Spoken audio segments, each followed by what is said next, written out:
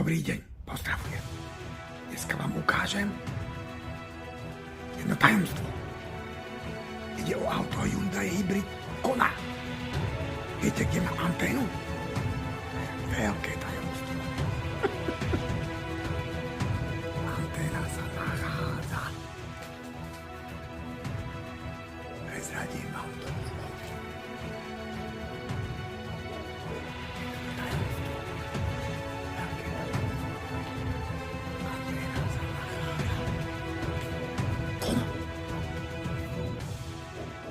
Hyundai.